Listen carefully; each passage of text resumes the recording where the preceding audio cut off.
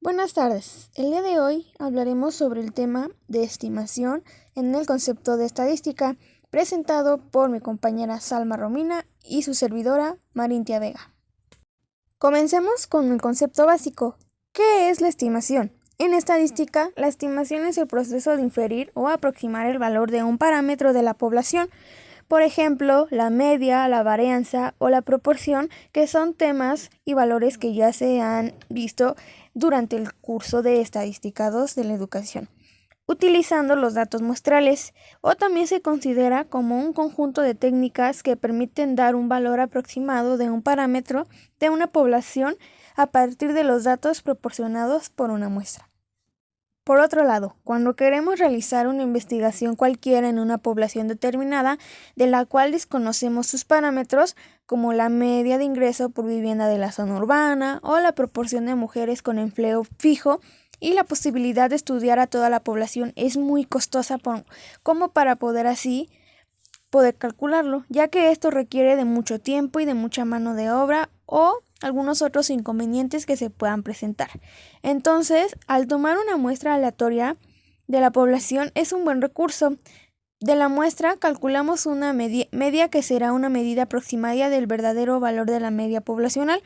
Así es como podemos calcular también una medida aproximada de la proporción de mujeres ya antes mencionada. Cada una de estas aproximaciones recibe el nombre de estimación. La estimación se divide por dos: estimación puntual e estimación por intervalo. En esta ocasión yo les hablaré sobre la estimación puntual. Una estimación puntual de un parámetro poblacional desconocido, como puede ser la media, la varianza o la proporción, es un número que se obtiene de la muestra y que pretende estimar el verdadero valor de dichos parámetros.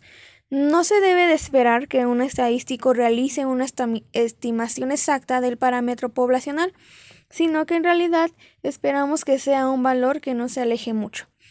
Siempre se estará, por lo tanto, trabajando con un margen de error que nosotros debemos de controlar y recordar siempre al momento de realizar este tipo de ejercicios y este tipo de estimaciones. A la hora de sacar conclusiones y tomar decisiones es cuando más se debe de recordar esta situación.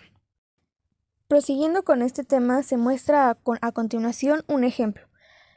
La tabla 1 que se verá a continuación indica, entre otras cosas, el puntaje de promedio en matemáticas de 20 alumnos de un colegio, seleccionados de forma aleatoria y que pertenecen a diferentes grados o cursos.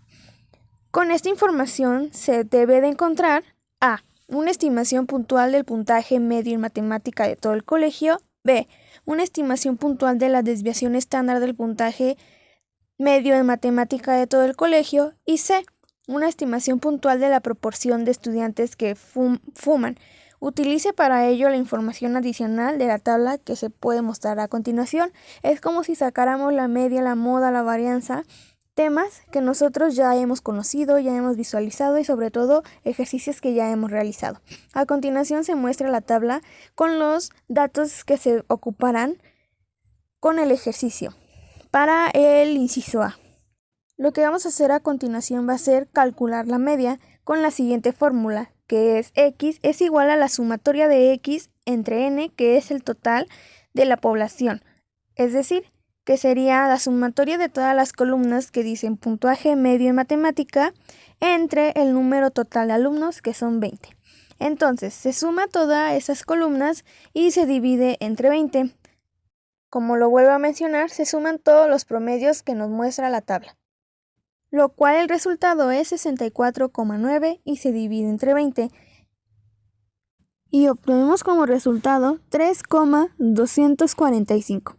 Es decir, en conclusión, se espera que todo el colegio obtenga un puntaje medio en matemática de 3,245. Y bien, continuamos con el inciso B, que es para calcular la desviación estándar del puntaje medio en matemática, que utilizamos la fórmula ya conocida. Por como ya lo sabemos hacer, no nos vamos a detener mucho, por lo cual el resultado debe de dar 0,9604. Y como la desviación estándar es la raíz cuadrada, entonces al realizar la raíz cuadrada nos da 0,98. que si aproximadamente lo redondeamos nos da como resultado 1. Entonces, como conclusión, la desviación estándar del puntaje medio en matemática de todo el colegio es aproximadamente 1. Y por último, tenemos el inciso C, una estimación de la proporción de estudiantes que fuman. Entonces, en la tabla podemos visualizar los que sí fuman y los que no fuman. De eso nos tenemos que guiar para poder así calcular el dato que buscamos. Entonces, para eso tenemos que calcular la proporción de las personas que fuman en el colegio. Entonces, automáticamente podemos deducir que deberemos usar la fórmula de probabilidad, que es la cantidad de fumadores entre la muestra. O también se consideran como casos posibles. Entonces, la cantidad de fumadores es por nuestros casos favorables y dividido entre los casos posibles.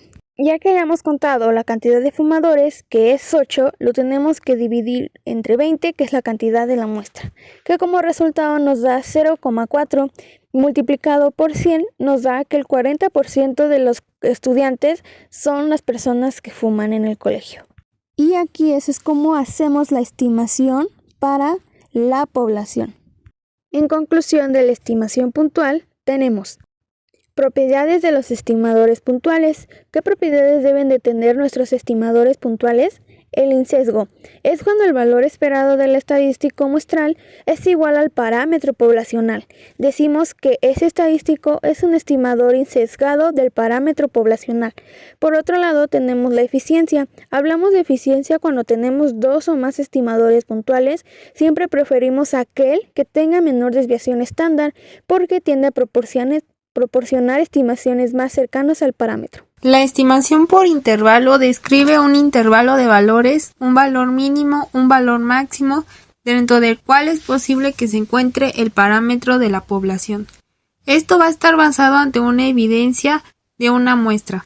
Vamos a trabajar con la muestra y la muestra la que nos va a permitir establecer estos valores mínimos y máximos dentro del cual con una probabilidad de ocurrencia se encontrará el valor del parámetro. Nos permite también obtener información sobre el error posible que podemos cometer al momento que hacemos esta estimación y adicionalmente en contraste nos proporciona el nivel o el grado de confianza para determinar dónde se ubica este parámetro de la población, al cual le llamamos nivel de confianza, que va a estar dado y expresado en términos porcentuales, pero que también tiene un correlato en lo que es una probabilidad. Entonces veamos un ejemplo. Nos dice que una máquina de refresco se ajusta de tal manera que la cantidad despachada tiene desviación estándar de 15 mililitros. Periódicamente la máquina se revisa tomando una muestra de 40 refrescos y calculando el contenido promedio.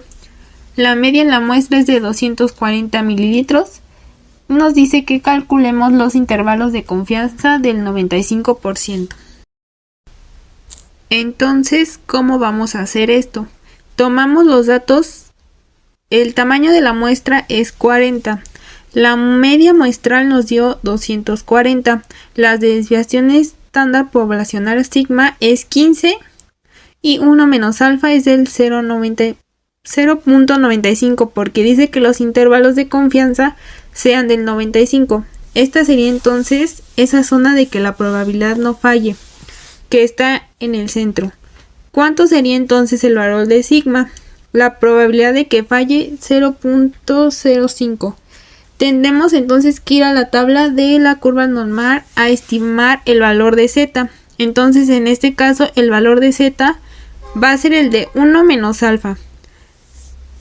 Medios, porque recordemos que alfa se distribuye una mitad a la izquierda y otra mitad a la derecha. Entonces quiere decir que tenemos que obtener el valor de z para el 0.975. Vamos a la tabla y ahí vamos a obtener entonces que es 1.96, que sería entonces este valor de z que corresponde. Entonces es el límite de esa área sombreada de confianza. Aplicamos entonces la fórmula que habíamos anteriormente. Es x barra más menos z por sigma entre raíz de n. Entonces x barra es 240. Más menos z nos dio 1.96 por sigma. Sigma es 15 y la raíz de n es la raíz de 40. En este caso resolvemos el límite inferior restando. Nos da 235 puntos. 235.35 y el límite superior sumando que nos da 244 puntos. 65. Entonces damos como respuesta que se tiene una confianza del 95% de que la cantidad despachada de refrescos poblacional está entre 235.35 mililitros y 244.65 mililitros.